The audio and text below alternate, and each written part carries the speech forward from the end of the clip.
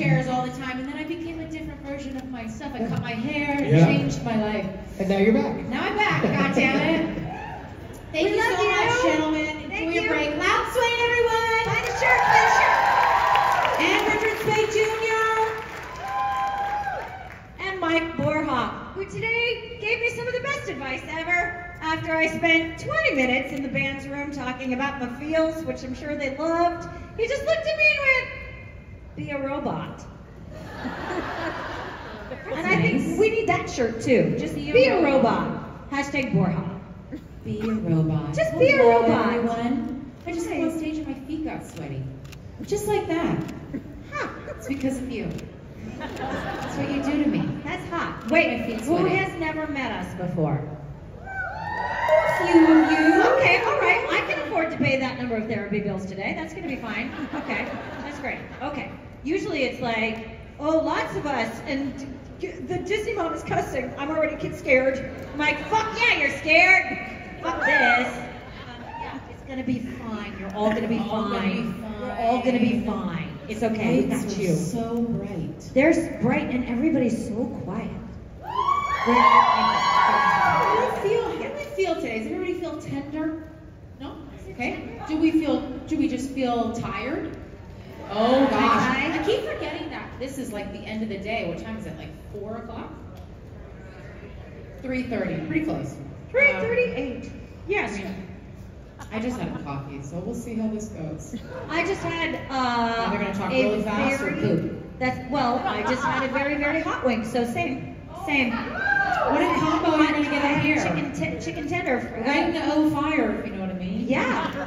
And also, because it was the pieces on the bottom, so all of the habanero had fallen on and made lovely little clumps of habanero. I had to Google this because I was like, am I high right now? Yes, a lot of habanero can indeed make you high. So I'm not high anymore, but my stomach is still reminding me that it would like to speak to the manager. So we'll see how this goes for everyone. It's gonna be great. It's gonna be great. It's gonna be awesome. It's gonna be awesome. Hello. Hello, my love. Hi. First off, I want to thank you. Every time I come, I feel just so at ease with you guys, and that's very hard to come by for me. So thank you for that. And my question is there any Christmas movie that you have to watch every year? Otherwise, why bother? For me, it is literally all of them, and we have to time them out well because there's some that like. My favorite movie is A Wonderful Life, for sure. And I know it's old, and I know it's black and white, which is hard for my husband. He just falls asleep because he's like, this feels hard, and he's the one that reads, Lord of the Rings. I'm the one that goes, just give me the Coles notes. And then Valentina loves the Santa Claus, and she watches the series as well. I used to like the Santa Claus, and now for lots of reasons, like it less. But Elf is the Christmas Day movie generally. I also went and saw a stage production, a musical of Elf, a couple weeks ago, which was so fun, and I took Valentina. Scrooged is my other favorite Christmas movie with Bill Murray. Yes. If you haven't seen that, if you're a comedy Bill Murray fan, it's again older 80s movie, but it's so funny. It's probably my favorite. And then Christmas Vacation, of course. Getting all the good ones, right? Home Alone 1 and 2. Die Hard. I got you, male voice in the back. Oh, is that Michael? Yeah, well done. And am I missing any? Holiday. Oh, I did watch The Holiday, actually coming back from Hawaii convention. Love The Holiday. Christmas Story, yes, that's a Christmas Day one. The Grinch, no. I actually don't, I know they turned on me in that moment. I don't think I've actually ever seen it. But somebody recently was like, it's amazing, you have to watch it. So I think Valentina would like it. The animated version? No, the Jim Carrey, the animated version I've seen. The Jim Carrey version I have not seen. Polar Express, not for me. and they're just dropping like flies on me here over and over again. Get it back. Get it back. Get it back. Sing Nightmare Before Christmas. Nightmare Before Christmas. There we go. Yes. So one of Valentine's favorite, we watch it at Halloween and at Christmas. And we have like our Christmas countdown to Christmas is from Nightmare Before Christmas. So big fans of Nightmare Before Christmas. I'm going to shut my mouth before you all walk out on these. I love that you had all of those. I only have one answer, and there are precisely 2 people in this audience that will know what I'm talking about, and the rest will be like, oh, fuck, Kim. Oh, Kim. My answer is Hogfather. Okay, maybe more than 2. I counted 5. More than 2. It is such an accurate reproduction of the book. I think it is beautifully acted. It is fucking brilliant because, man, those British take their fantasy seriously.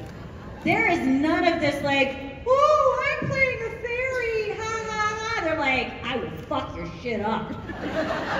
They are awesome. And Death is one of my all-time favorite characters, and he has a really strong turn in this movie. So I'm going with Hogfather. There you go. You all have some work to do now. Yeah. Happy holidays to everyone. And happy Hanukkah. I know it's Hanukkah this weekend, right? Yay! Yay! Yeah. Thank you so much.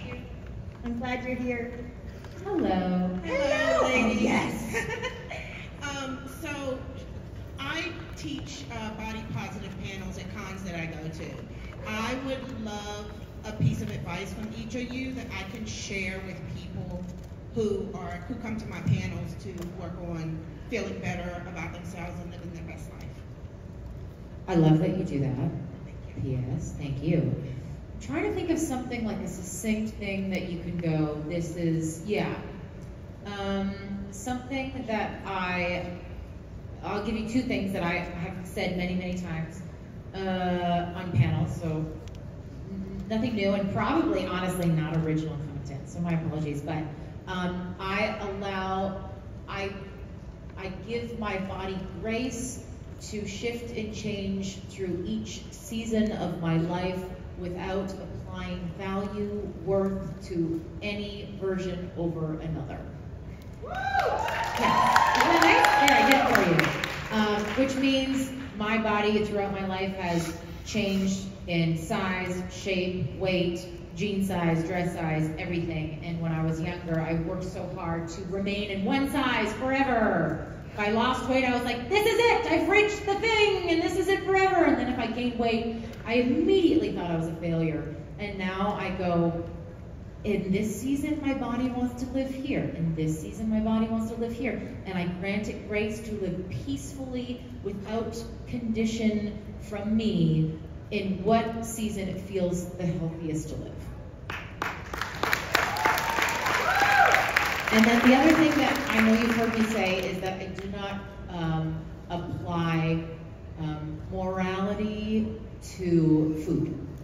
You'll never hear me saying a certain food is good or bad. Food is food. It is there to be enjoyed and it is there to nourish you. I would like to contribute something that I am still learning to believe, so I like to share it, to remind myself that I want to believe it. And by belief, I mean I believe it. I just want it to be in my bones. I don't want to have to work to find this. I think that giving myself permission to be in love with myself in this moment is one of the most radical ways to change this world. So if I can't do it for myself, do it because I'm a fucking anarchist. Thank you so much. Thank you. You're both wonderful, beautiful women. Thank you. Thank you, as are you. I'm so grateful to see you. Thank you. Hello. Hi. My name's Susan. I was at the PJ party last night. I had such a good time. It was the first time I got a chance to go. I usually can't get here on Thursday night, so grateful to you both for making the evening wonderful. Thank you very much, and I highly recommend you go if you ever get a chance to go. Woo! Yay! Okay, now you can sit down. That's all we need. Thank you. That's it. Yeah.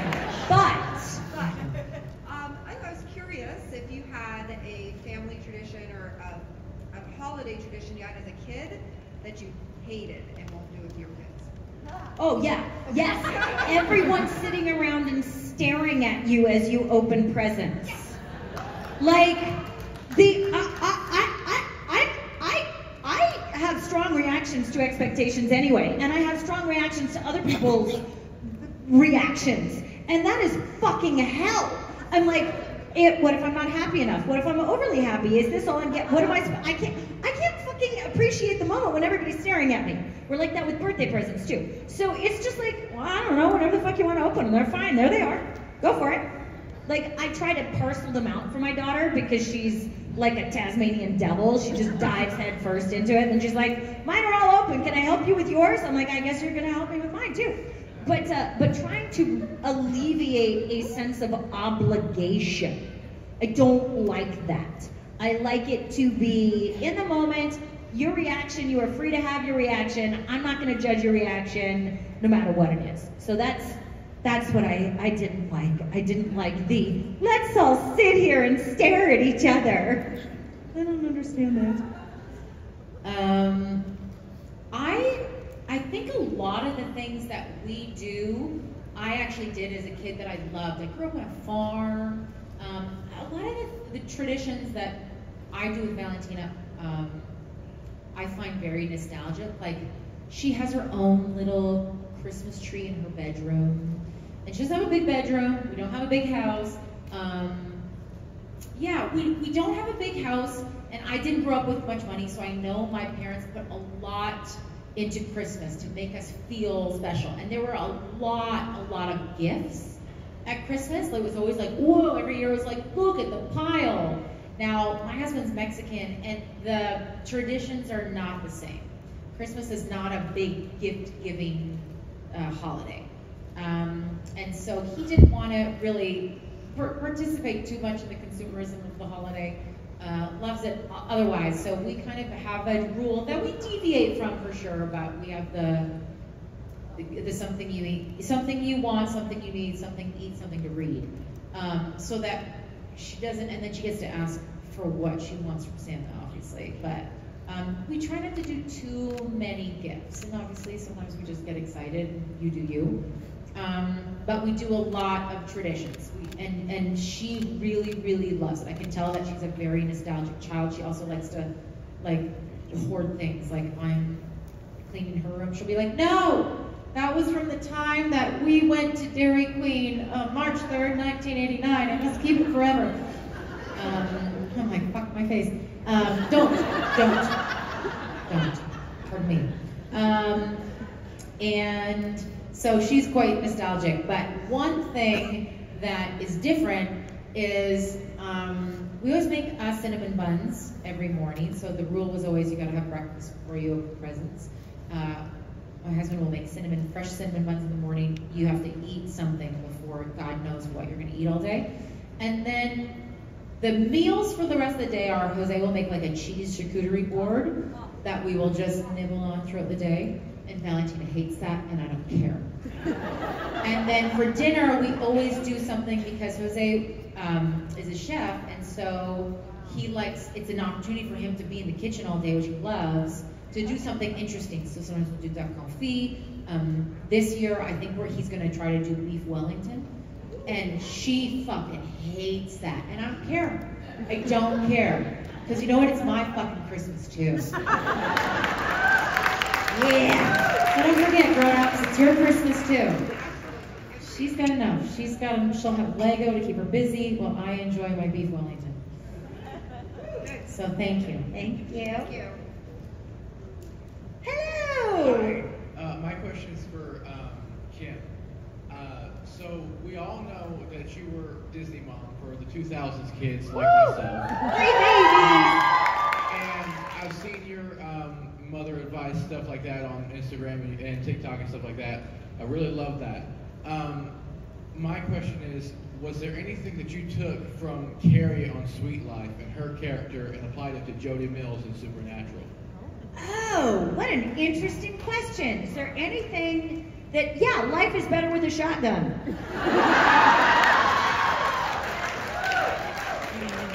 I mean, that's, yeah, and when an Anne Boyce spell sometimes. Sometimes. Yeah, so there you go. I'm gonna go with that. Is that, yeah.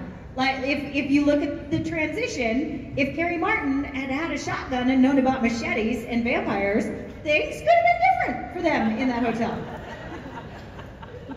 Thank you. Hello. Hi, ladies. We learned earlier that to relax, Gabe really likes to take a nice long bath. So we were wondering. That surprised me. Really scans. Yeah, I think really we're getting scans. a bubble bath for Christmas, aren't we? And a rubber ducky. And a rubber duck. And so I just wanted to know what you ladies like to do in your free time to relax. I do not. I think baths are gross. They are me soup. Yeah, no thank you. Not against it, but like would never be like, oh, I can't wait to have a bath. Shower, yes. Love a hot shower. What do I do to relax? What's relaxing like? What do I do to relax? I have a meditation app. I have, so that's probably, yeah, I have a meditation app. So I full on, because I take my relaxation very seriously, because otherwise when I go crazy, I'm not the only one who suffers. I spread that shit around. Oh my goodness. When mommy hasn't, yeah, so even Tabby will occasionally just be like, do you need to meditate, mommy? I'm like, why the fuck would you ask that? We're trying to figure out where your fucking homework is. Oh yeah, maybe mom, yeah, I'm gonna go, yeah. So yes, I'm just gonna say straight Insight Timer app, and I just scroll through until I find something I like, and then I meditate.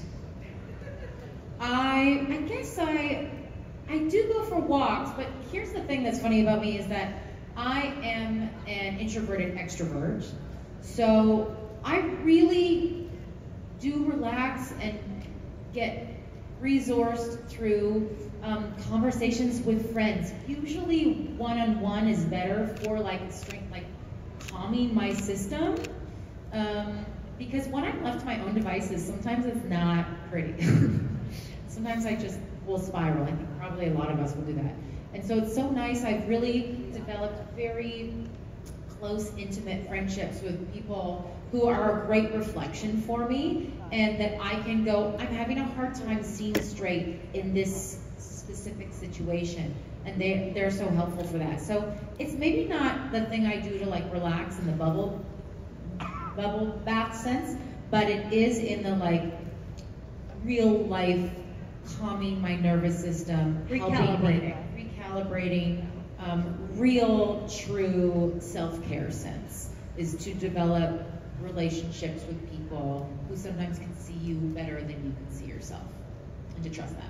Thank you, ladies. Thank you, honey. I have to, wait, we have to be Rich Spade for a hot second. Okay. Now is the time to say, if none of you know what that's like, to have a conversation with Briana Buckmaster for an extended period of time. We have a podcast. It's called The Wayward Podcast. We actually do a live recording of The Wayward Podcast here at 6 o'clock. Please ask us yes/no questions. Oh, yes. Write them down and put them in the thing. I don't even fucking care if you're not coming to the podcast. Write down yes/no questions and put them in the thing. It's fun because you can ask us literally anything you want. We won't give you details, but we will answer yes or no. Yeah. No details. So, And people have asked us some pretty sassy things. yeah. And so then one of those questions becomes the topic that we discuss, and tonight our lovely guests will be Drake and May. So if you would like to, yeah, will be on the podcast this evening. Yeah. On this stage. Yes, 6 there. p.m. Now I'm done being ridiculous. Good job. I've never plugged a podcast before. Plugged a podcast. Kim and I are very like, we give a thing, we let everybody tell everybody else. But sometimes we go, should we try to be professional? Well, or also You just saw it for 5 seconds there we were trying to be professional. And they're like, sometimes people don't know. I know. I realize I'm not actually. I'm not serving anybody by keeping it all a secret. So there you go. Come to the podcast tonight at 6 p.m. Okay. And watch Kim and I have one of those conversations where we go, is everyone mad at me? We do that a lot. Hello. Hi. So everybody loved your characters on Supernatural. We all loved you guys, and obviously we thought a spinoff was going to happen because we loved you guys so much. We wanted to see more of the characters. What did you want to see like happen with your characters in a spinoff if they did do it? I want to get laid. No, just kidding. Just kidding. Just kidding. Just kidding. Just kidding. Although I would like to remind everyone who runs television networks that women also have sex. And women like to see it on television. Yeah, but also sometimes female characters don't just exist for male characters to want to have sex with. That also sometimes happens. Like there's layers to women. I know it's hard, but it's true. So we do know what the first season of Wayward Sisters was going to look like, because when they pitch something to a network, they have to pitch the plot and the storyline through the first season of episodes. So I do know that Donna was going to become a vampire. I know. I know! But I had a contract, so I couldn't die. Don't worry. Or, I mean, maybe multiple times. Who knows? Multiple times. Would have been fun. There's different worlds. You come back as something else. Who knows? But that would have been so fun. I love my character Donna, but the ultimate thing for many actors is to play one extreme. So Donna was, for the most part, quite, happy, sunny. It would be so fun to play the opposite as an actress. So that would have been really fun. And now, my apologies if you've heard this answer before, but it just really sings to my heart. Preface is, when we are inclusive, there's this idea that what we're doing is we're doing a favor for the people who have been included. That is bullshit. Inclusive storylines are things that can only be told by people who have not been included before, which means there are stories we have not been told, because no one has told gay storylines, because no one has told trans storylines, because people have not heard people of color telling these stories. So what I was really excited about is the inclusiveness and telling stories that have never fucking been told before, because no one's included the only people who could tell them. So that's what I was excited about.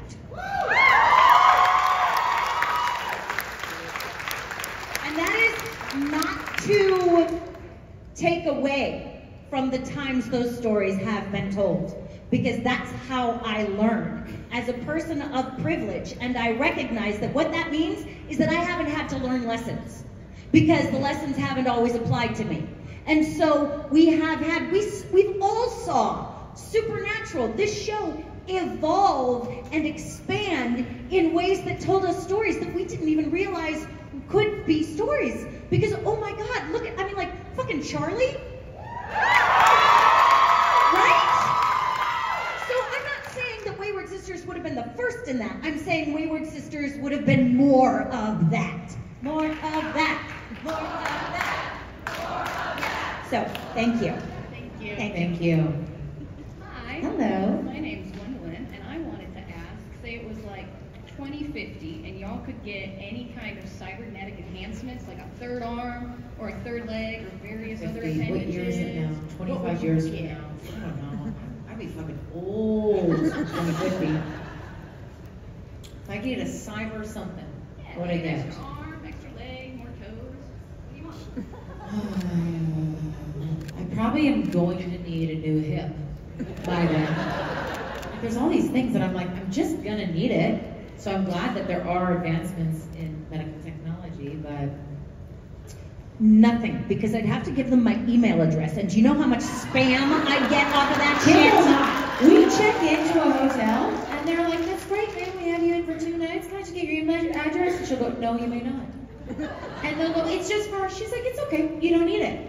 She refuses. It's fantastic. I'm always like, okay, here it is. Oh my God, don't be. No, do you know how many goddamn chips they'd have in that thing? I would be getting messages from Temu in my third eye. What's Temu? It's that fucking online shopping thing that like sells all your information. They can afford to sell you the $40 thing for $19.95 because they're selling all your information. Sorry. No, she's not. Do not ask him for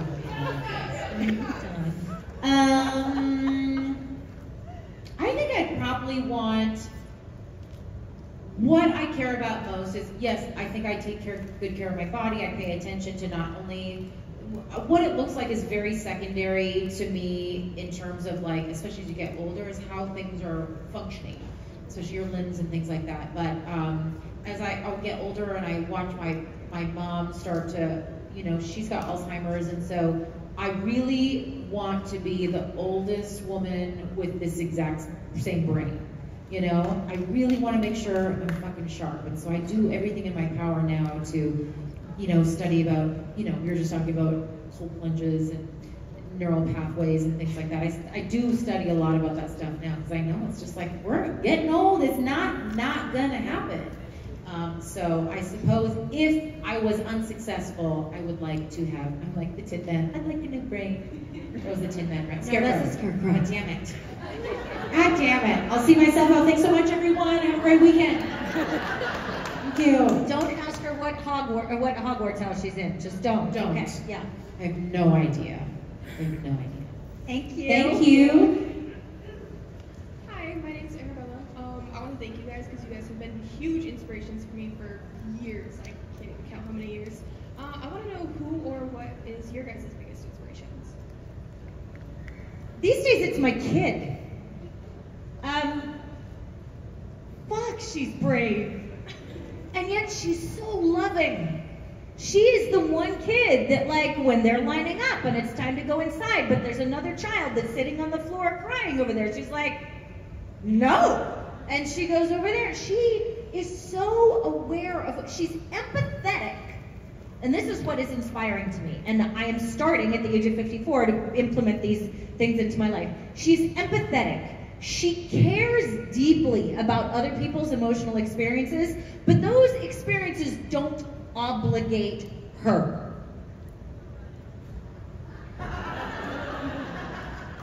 Right?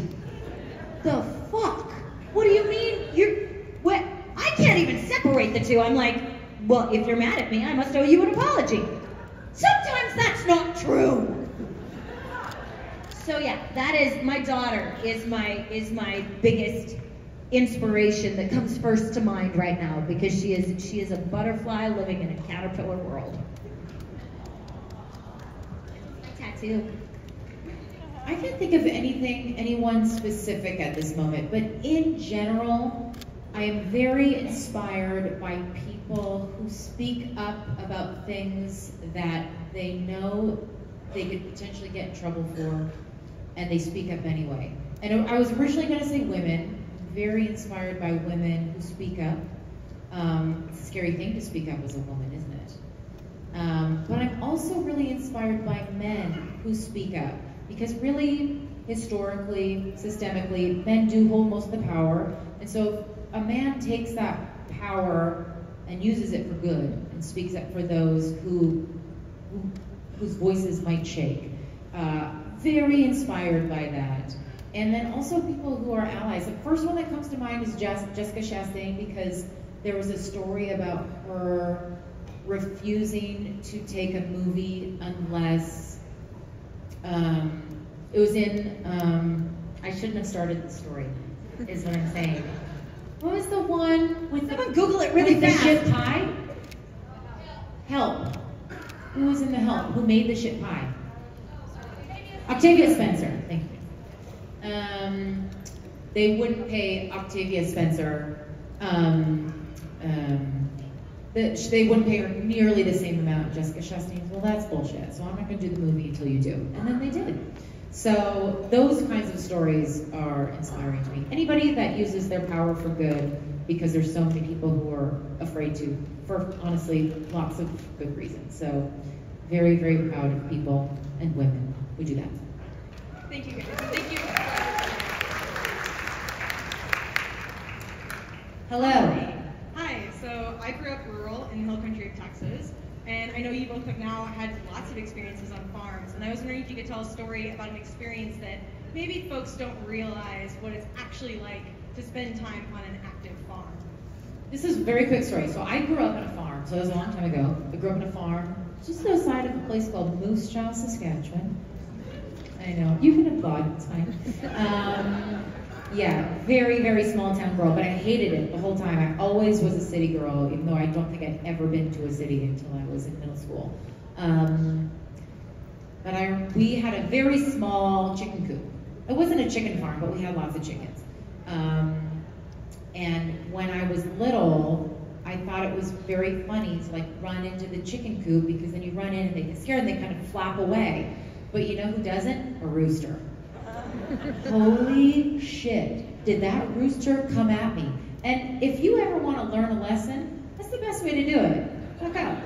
Get chased by a rooster, because I never went into that fucking chicken coop again. Also, we used to have like hay bales, like stacks of them, and we used to go high, like a story high of hay bales, and we stacked them up, and when we were little kids, we used to go and play on the top of them.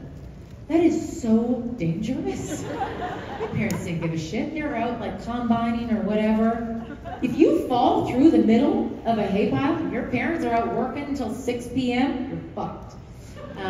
We didn't know. We're like, wee, look how high.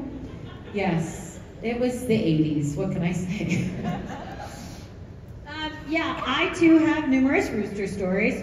I water the pigs with what I call a rooster board that I just carry with me, so when I see it coming at me, I make sure it runs into the board first. Yeah, they're fuckers. This is not Spicy. I don't do this with Spicy. Spicy and I have reached an agreement, and Spicy isn't capable of hurting me. But I do have a couple other roosters that I won't show you because my pants don't go up, but I've got marks that will probably get fucking roosters. You will know what I'm saying. Anyone who knows what I'm saying knows what I'm saying. Anyone who doesn't know what I'm saying doesn't need to be traumatized right now. You didn't pay that kind of money for this. So I'm just going to say 2 words.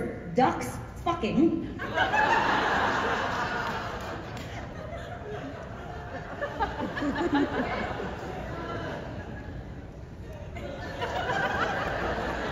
There is not an OnlyFans for that. No. And then finally, I have 3 specific scrub brushes, and they're the little triangular ones that you scrub the toilet bowl or scrub with, right? And trying to find a place to, because I worked on I volunteered at a big property, and trying to find places where I can access them to scrub the algae out of the water tubs, but in a place where the goats won't eat them, is a daily challenge that only people I think who have done this will relate to. The rest of you are like, what? Yeah, fuck you. Come help with some goats and you'll see what I mean. Riley knows what I mean, don't you? Riley came out and built an entire shed, and I just send pictures of the shed slowly being dismantled by a horny goat that can't get laid. The destructiveness of goats that are horny and can't get laid. It is. Yeah. Thank you. Thank you. Thank you. Thank you. Oh, ow. Oh, I do that all the time. I hate that. Ow. Ouch. Ow. I'm gonna knock one out one of these days. Hello. Hi. I wanted to say thank you guys so much. This is my first con, and my photo op earlier was fabulous. And I wanted to ask, what is one thing you are thankful for from this year? I know, we took too long of a pause, didn't we? The coffee this morning, it doesn't have to be deep, ladies. Oh, thank you for that. Thank you for that. Always grateful for coffee. It's one of, probably at the conventions, it's my favorite part of the day. But it's my favorite part of the day every day. Well, it's my favorite. I take it back. I do love coffee, final answer. But I have got to spend a lot of time with my daughter this year because there was, as we mentioned, a strike. And there was some time during the summer where I think there was like a 6-week break between conventions. And she's getting to an age, she's 9.5, and so she's just starting to individuate.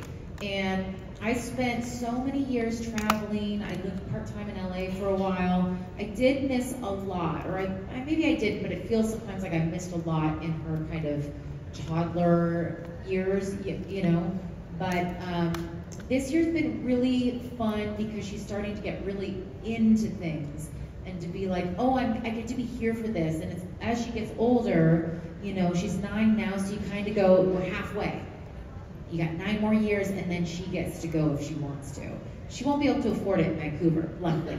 But yeah, I've this year, more than any other year, I think I'm really able to be present. I'm really, really able to look around and go, God, that tree is pretty. I used to make fun of people who did that. But I just am having a lot more perspective this year. Perspective about friendships, perspective about work, great gratitude, things I don't actually want that I used to think I did. And so, yeah, it's been really fun to actually hang out with my family. We've had a really good time. If you've been married, if you have children, you know that it's not always great. So the times when it's really great, you're like, wow, this is the best. And it's important to just clock those moments. And you can utilize them, the moments when it's not so great. So this year has been really super, super fun.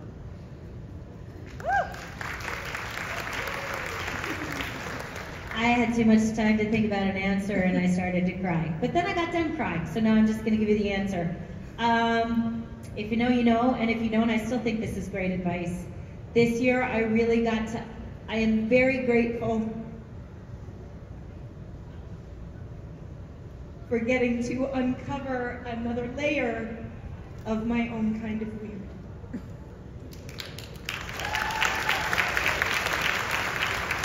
I am so humbled at people's capacity to love.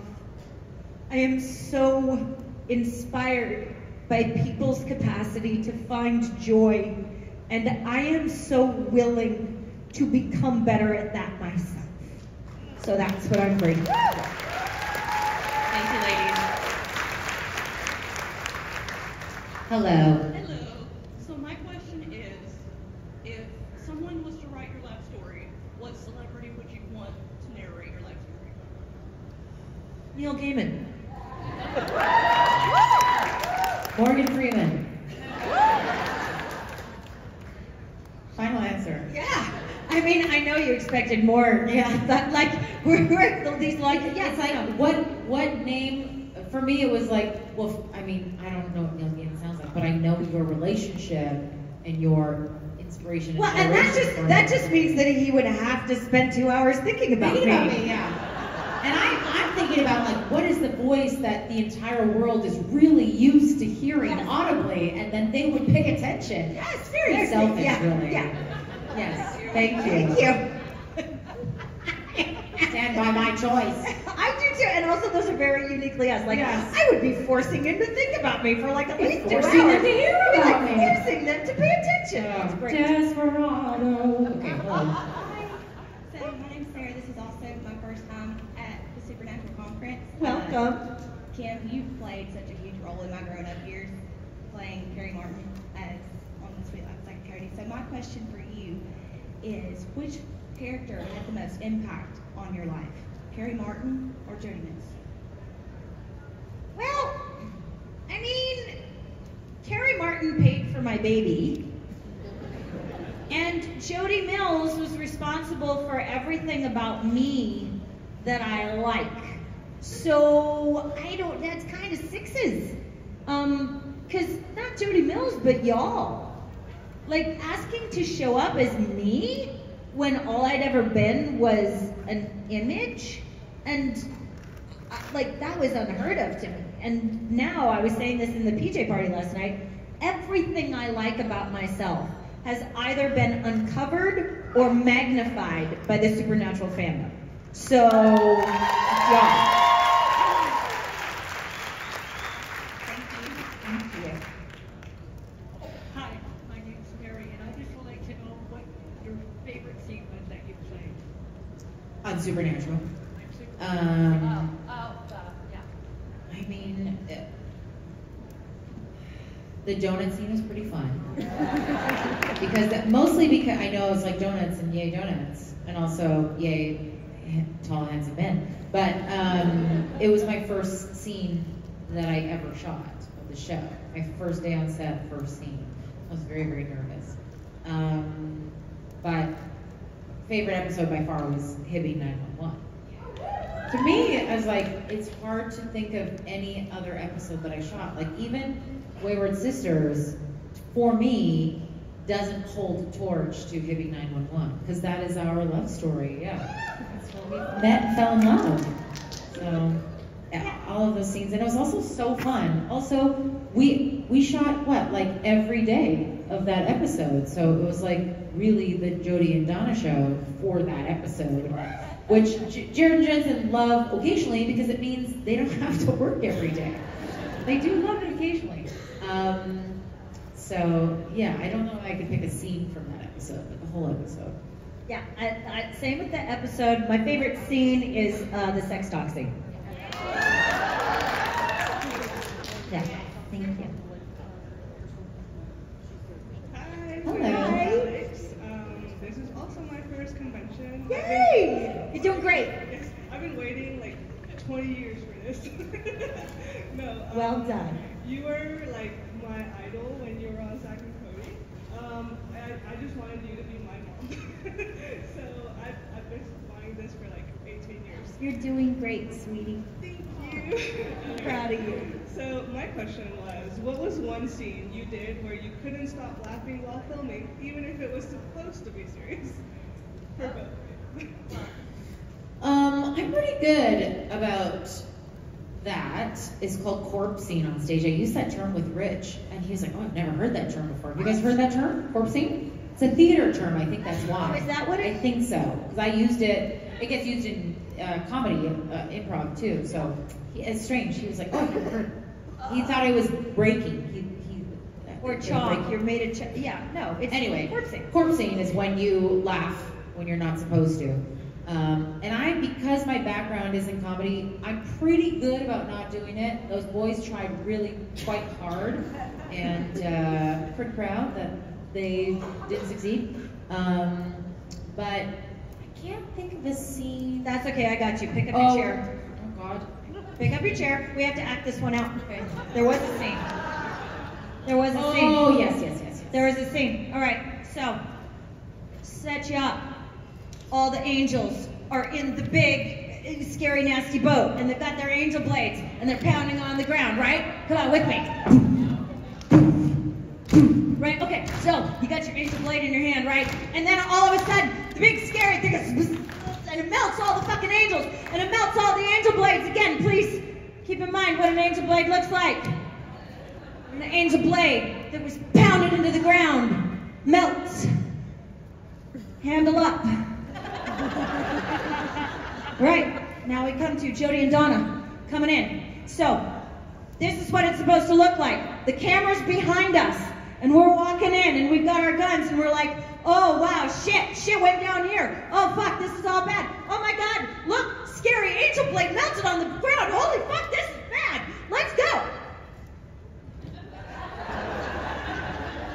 When you watch it back, here's what actually happened. Oh, wow. Oh, so scary.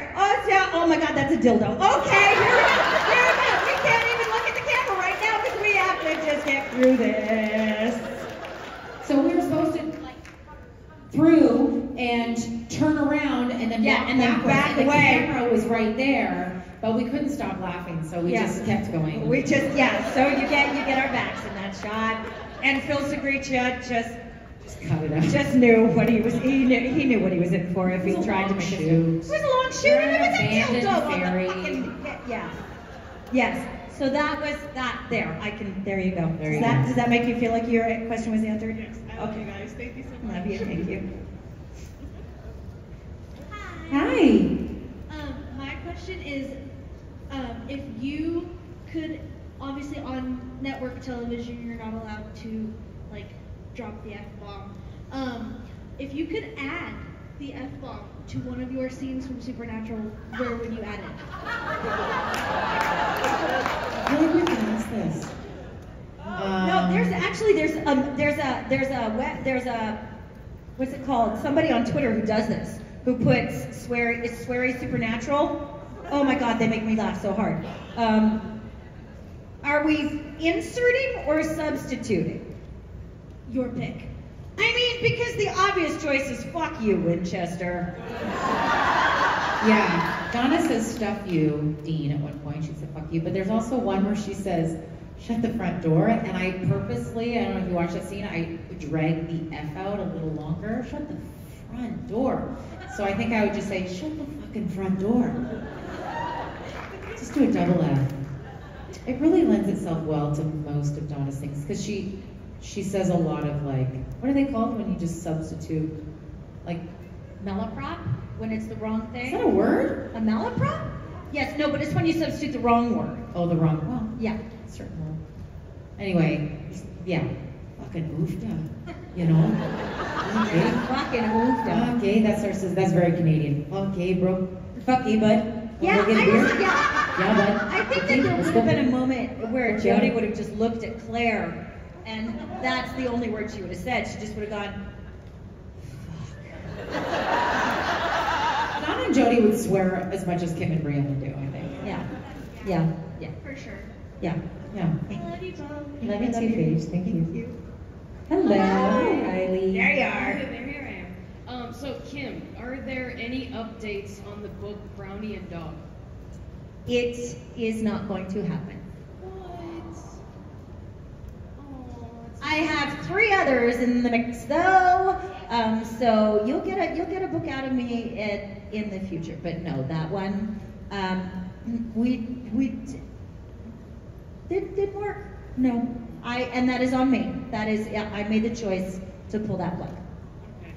Thank you though. It was the right choice without getting into details. And also, it's a nice reminder for you guys that as an artist, we put things out into the world and they don't always come to fruition or what we want them to be. And I think it's really important for us all to really appreciate what we put into it. Because even though things don't get finished or they don't turn out to be the thing we wanted them to, we still put our love and our creativity and our effort and energy into it. And I don't think we should ever shut that down.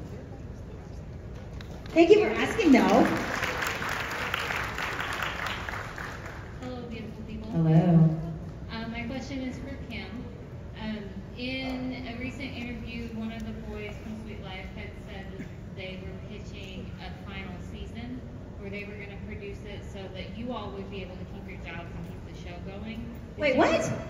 Yeah, Cole and Dylan stated that they were pitching to produce a final season of Sweet Life even though they were leaving, so that you all could keep the show going. Did you know that that was going to happen? Or Wait, even though they were you mean way back then? Yeah, they were. No, I'd been fired by then. I was not invited on the boat. Yeah, they were going to. No, but I was already gone. That's 4 years after they let me go. They wanted to go back to the hotel. They wanted them to go back for a final season. That sounds very them. It sounds very like them. They were very aware of the fact that they were supporting a lot of people that they loved, and they didn't want any of us to feel that they didn't like that they had to sacrifice their joy for our livelihood, but they were willing to do it. And they finally got to the point where they were like, we need to move on, but we would like our friends to still be able to feed their families.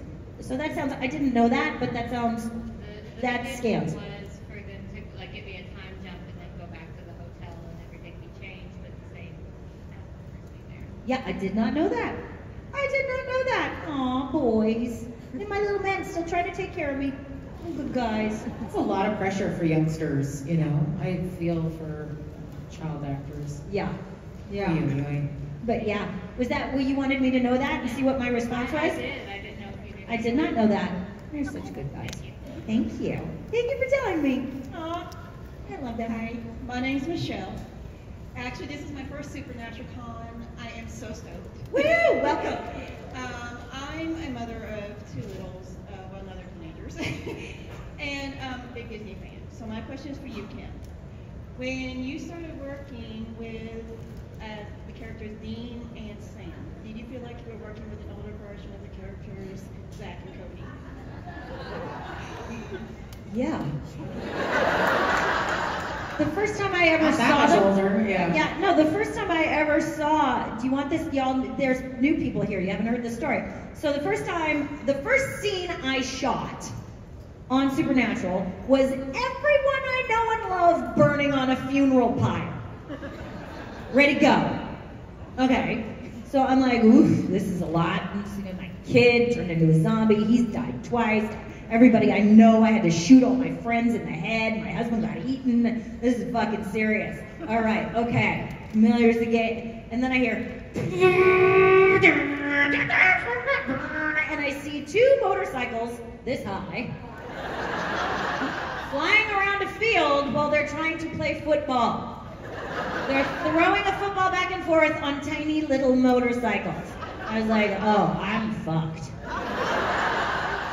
So I'm like, oh my God, everything's okay, here's your scene, da-da-da. Now the stars don't get called until it's time to be called, and I turn around, they're like, oh, and Kim, Jared, and Jensen are here, and I'm like, okay, yeah, cheers, Jared and Jensen are here. I turn around, and they walk up, just like on the fucking posters. They both look me in the eye, greet me, and Jensen goes, okay, what do you need? That was it! They didn't know I was going to be working with them for 10 years. They'd never met me before in their life. They didn't have to they literally didn't have to be on set. But they walk up and their top priority is how do we create an environment for you to do your best? And they are fucking good guys. So, I work in Vancouver, and I live in Vancouver, and the show is shot in Vancouver, so a lot of my friends have been on the show. And when she tells you that story is not unique to Kim. That is what it's like to be on set with them. They are fucking the biggest children you've ever fucking met. Like, I will never forget when it was hot lunch and the soup was coming around, they took all the noodles. All of them. They don't give a shit. They thought it was hysterical. But when it comes to treating you, whether you're coming in for one line or coming in for 8 days, they will treat you like an absolute professional. And it was the biggest honor for any actor in Vancouver to be on that set because they got to hone their craft with people who respected it. And that's the best. Thank you. Awfully stinky, though. Okay, take us home. Okay, so you guys inspired me back then about the whole inspirational thing. So it was because of the Wayward Sisters episode that I discovered one of the most important bands in my life, Hailstorm. It's the song that starts in the episode, I Am the Fire. Yes. And I just met them, and Lizzie Hale. You did? Yes, Lizzie Hale is like, I most proud of her. She hugged me like 3 times, and her songs have been inspiring me for the past 5 years. Yeah. And I always wanted to be a singer. I'm a photographer and I love it, but that's like my childhood dream. And what I want to say is I feel inspired by this amazing woman, like in music or in any artist field. And I love you guys so much, and I love your podcast. So I wanted to give a shout out for that because it's amazing. It's amazing how you just talk freely and don't give a shit about the way you speak, and I love that. We give a shit, but still comes out. Yeah. We allot our shits appropriately. Yeah. Some people do, some people don't. Really, I just want to big thank you both for everything that you've created so far. Thank you so much. Thank you. I really Thank you for that. Hi, guys. What a Friday it has been. Look at this. What a crowd. It's a great Friday crowd. Yeah, you know what?